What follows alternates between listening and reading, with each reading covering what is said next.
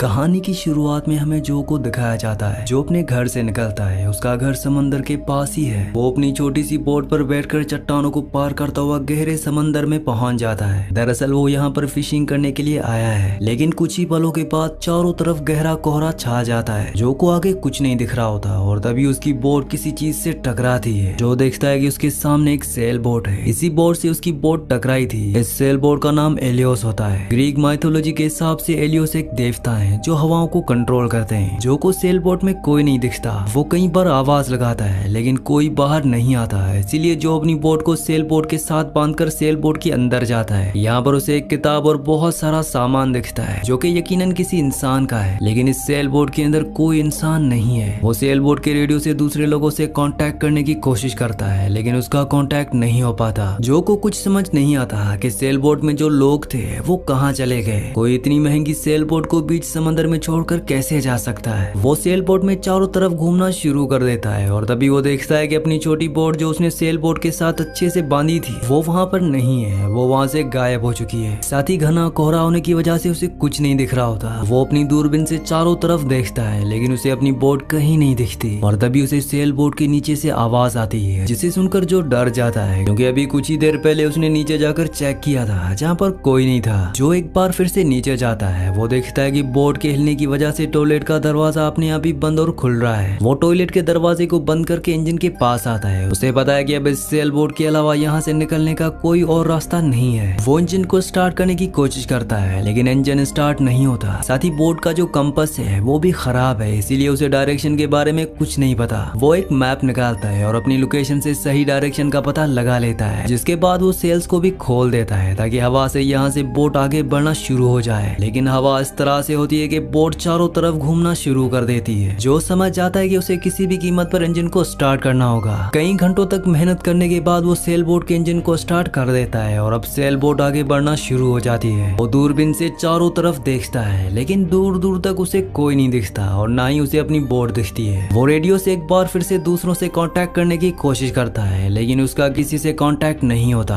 अब उसे पी करना होता है, इसीलिए वो टैग पर आता है और जब वो पी कर रहा होता है तभी सेल उससे टकराता है, जिससे उसे एक जोरदार धक्का लगता है। वो बोट से नीचे गिरने वाला था कि वो रेलिंग को पकड़ लेता है। अगर वो बोट से नीचे गिर जाता तो वो समंदर में फंस जाता और उसकी मौत हो जाती। इसीलिए वो तय करता है कि नीचे टॉयलेट में जाकर वो पी करेगा और वो टॉयलेट के अंदर पी करने के लिए जाता है और तभी दरवाजा अपने आप ही लॉक हो जाता है। वो लॉक खोलने की बहुत कोशिश करता है लेकिन लॉक उसे नहीं खुलता। बहुत देर कोशिश करने के बाद वो लॉक को खोल देता है लेकिन दरवाजा अभी भी बंद है। वो बीच समंदर में एक सेल बोट के टॉयलेट के अंदर फंस चुका है। उसके पास बाहर निकलने का कोई रास्ता नहीं है। तभी बाहर से उसे किसी की आवाज आती है। दरअसल ये रेडियो की आवाज होती है। उसके रेडियो का कांटेक्ट हो चुका है लेकिन वो जवाब नहीं दे सकता क्योंकि वो टॉयलेट में फंस चुका है। वो बहुत कोशिश करता है लेकिन अब भी दरवाजा नहीं खुलता। वीडियो में आगे बढ़ने से पहले चैनल को सब्सक्राइब और वीडियो को लाइक लाजमी से कर दिया करें। और तभी उसे इंजन की आवाज आती है। वो टॉयलेट की विंडो से बाहर देखता है तो उसके सामने एक बहुत बड़ा कार्गो शिप है। वह शर्ट निकाल कर उन्हें इशारा करने की कोशिश करता है लेकिन इसका कोई फायदा नहीं होता क्योंकि डेक पर कोई भी नहीं है जो उसकी सेल बोट को देख सके। सेल बोट लगातार उसी कार्गो शिप की तरफ बढ़ रही होती है और बहुत जल्द वो उस कार्गो शिप से टकरा जाएगी, जो पूरी तरह से परेशान हो जाता है। अभी उसे एक रस्सी मिलती है। इस रस्सी को वो अपनी सेल बोट से नीचे फेंकता है ताकि सेल बोट का जो फैन है उसमें रस्सी अटक जाए और इंजन बंद हो जाए। और होता भी ऐसा ही है। रस्सी इंजन के फैन ब्लेड से लिपट जाती है लेकिन रस्सी का जो दूसरा हिस्सा जो कि पास ही है वो उसके गले के साथ अटक जाता है। रस्सी लगातार उसके गले को दबा रही होती है और जो किसी तरह से रस्सी को अपने गले से निकालने में कामयाब हो जाता है। रस्सी ने उसके गले को इतनी जोर से दबाया होता है कि अब वो बेहोश हो रहा है और तभी उसकी सेल बोट कार्गो शिप से टकराती है, जिस वजह से अब धीरे धीरे सेल बोट में पानी भरना शुरू हो जाता है। कुछ देर के बाद जो को जब होश आता है तो वो देखता है कि वो कार्गो शिप उसके आसपास कहीं नहीं है। इसका मतलब ये है कि कार्गो शिप उससे बहुत दूर जा चुका है। तभी उसे बाहर किसी के कदमों की आवाज सुनाई देती है, जो सुनकर वो हैरान हो जाता है क्योंकि सेल बोट इतनी बड़ी नहीं है और उसने पूरी सेल बोट को चेक किया था, उसमें कोई नहीं था। जो को लगता है कि ये उसका वहम है। जो की सबसे बड़ी प्रॉब्लम ये होती है कि अब भी सेल बोट बहुत रफ्तार से आगे बढ़ रही होती है। हालांकि रस्सी से उसने इंजन को बंद कर दिया था लेकिन सेल बोट की जो सेल है वो खुली हुई है, इसीलिए हवा की वजह से वो बहुत रफ्तार से चल रहा होता है। वो अब किसी भी तरह से इस बोट को रोकना चाहता है, इसीलिए वो एक डंडे से सेल की रस्सी को खींचकर उसे डाउन कर देता है, जिससे सेल बोट रुक जाती है और जल्दी वो रस्सी अपने आप ही टूट जाती है और एक बार फिर फिर से सेल बोट हवा की रफ्तार से आगे बढ़ना शुरू कर देती है, जो पूरी तरह से फ्रस्ट्रेट हो जाता है क्योंकि उसकी सारी कोशिशें नाकाम हो चुकी है और अब टॉयलेट के अंदर पानी भी भरना शुरू हो जाता है। जब वो पानी को टेस्ट करता है तो उसे पता चल जाता है कि ये समंदर का पानी नहीं है क्योंकि पानी मीठा होता है। जो चिल्ला चिल्ला कर कहता है कि मुझे पता है कि बाहर कोई है, मुझे तुम्हारी हेल्प की जरूरत नहीं है, मैं खुद यहाँ से निकल सकता हूँ। जो को पूरा यकीन हो चुका है कि बाहर जो भी इंसान है वो जो को चोर समझ रहा है, इसलिए उसने जो को यहाँ पर कैद किया है और अब टॉयलेट के अंदर जो पानी होता है वो अपने आप ही नीचे चला जाता है। कई घंटे बीत जाते हैं, जो को प्यास लगी होती है और एक बार फिर से पानी ऊपर आता है, लेकिन इस बार जब वो पानी को टेस्ट करता है तो वो मीठा नहीं बल्कि खारा पानी है। यानी कि कार्गो शिप से टकराने के बाद जो सेल बोट डैमेज हुई थी वहां से समंदर का पानी सेल बोट के अंदर से भरना शुरू हो गया है और धीरे धीरे उसका लेवल बढ़ना शुरू हो जाता है। तभी वो विंडो से बाहर देखता है, सामने एक बहुत बड़ा तूफान होता है। सेल बोट लगातार उसी तरफ बढ़ रही होती है। वो एक डंडे में ब्लेड लगाकर सेल बोट की जो सेल्स होती हैं उनकी रस्सी को काटने की कोशिश करता है, लेकिन कोई फायदा नहीं होता।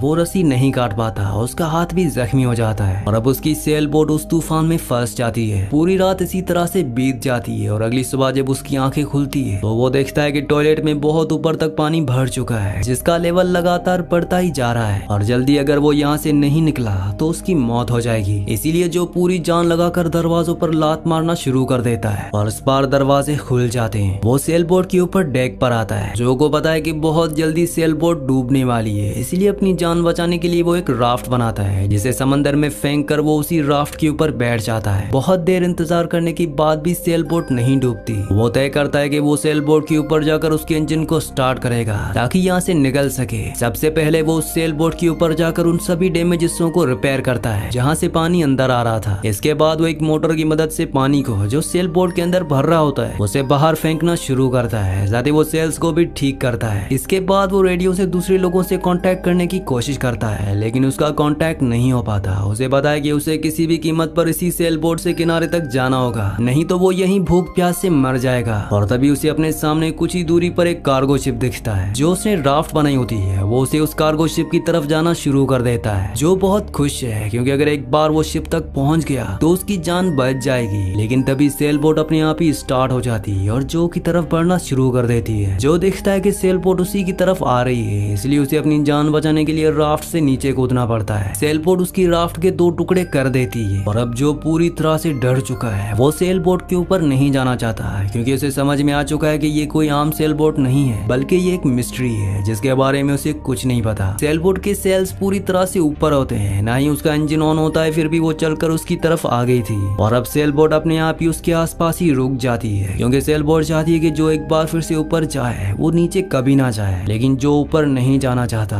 वो समंदर में ही रहता है। लेकिन तभी उसे एहसास होता है कि उसके आसपास बहुत बड़ी फिश आ चुकी है। उसे लगता है कि ये शार्क है, पर जो की किस्मत अच्छी होती है क्योंकि ये शार्क नहीं बल्कि डॉल्फिन होती है जो इंसानों को कोई नुकसान नहीं पहुंचाती। अब पानी बहुत ठंडा होने की वजह से जो को बहुत ठंड लग रही होती है और तभी सेल बोट उसके पास आ जाती है, जैसे सेल बोट उसे कह रही हो कि तुम ऊपर आ जाओ। मजबूरी में जो को सेल बोट के अंदर जाना पड़ता है क्योंकि अगर वो रात भर पानी में रहा तो उसे हाइपोथर्मिया हो जाएगा जिससे उसकी मौत हो जाएगी। जो बोट के अंदर जाकर सो जाता है। अगली सुबह जब वो उठता है तो वो देखता है कि बोट का दरवाजा अपने आप ही लॉक हो चुका है, यानी कि वो बाहर नहीं निकल सकता। तभी वो टॉयलेट के अंदर देखता है जहाँ पर टॉल के ऊपर एक छोटा सा कवर लगा होता है। वो उस कवर को खोलता है तब वो देखता है कि यहाँ से ऊपर जाने का रास्ता है। अब वो उस जगह से ऊपर जाने की कोशिश करता है जहाँ पर उसे एक चाकू भी मिलता है। यहाँ पर कुछ खाने का सामान भी होता है। जो समझ जाता है कि कोई यहाँ पर छुपा हुआ था। अब वो ऊपर जाने की कोशिश कर रहा होता है, लेकिन तभी वो छोटा सा कवर अपने आप ही बंद हो जाता है, जिसका मतलब ये है कि एक बार फिर से जो यहाँ पर छोटी सी जगह में फंस चुका है। साथ ही सेल बोट बहुत तेजी से चल रही होती है। जो जोर जोर से चिल्लाने लगता है कि मुझे छोड़ दो, मुझे जाने दो, मैंने तुम्हारा क्या बिगाड़ा है। और अपने आप ही सेल बोट अगले पल रुक जाती है। सारे दरवाजे भी खुल जाते हैं। जो सेल बोट से बाहर आता है वो देखता है कि वो आइलैंड पर एक टाउन के पास है जो कि अबंडन टाउन है। यहाँ पर कोई नहीं रहता। वो उस टाउन में घूमना शुरू कर देता है। यहाँ बस खाली इमारतें होती हैं और तभी उसे इंजन की आवाज आती है। वो देखता है कि सेल बोट अपने आप ही स्टार्ट होकर यहाँ से जा रही है। वो समझ जाता है कि ये कोई इंटेलिजेंट या फिर सुपर नेचुरल पावर वाली सेल बोट है जिसके अंदर वो फंस गया था और कुछ ही पलों में वो सेल बोट उसकी आंखों से ओझल हो जाती है। अब वो किनारे पर आता है जहाँ पर वो देखता है कि उसकी वो बोट जिस पर वो फिशिंग करने के लिए गया था, जिसे उसने सेल बोट के साथ बांध लिया था, वो एक बार फिर से किनारे पर खड़ी है। और अब हमें यहाँ टाउन में बहुत सारे लोगों को भी दिखाया जाता है है। दरअसल ये वही टाउन वही जगह है जहाँ से उसने अपना सफर शुरू किया था। तभी चट्टानों के बीच से हमें बीच समंदर में वही सेल बोट दिखती है जिस सेल बोट के अंदर जो फंस गया था। यानी कि अब वो एक बार फिर से अपने सफर को शुरू करेगा और एक बार फिर से उस सेल बोट के अंदर फंस जाएगा।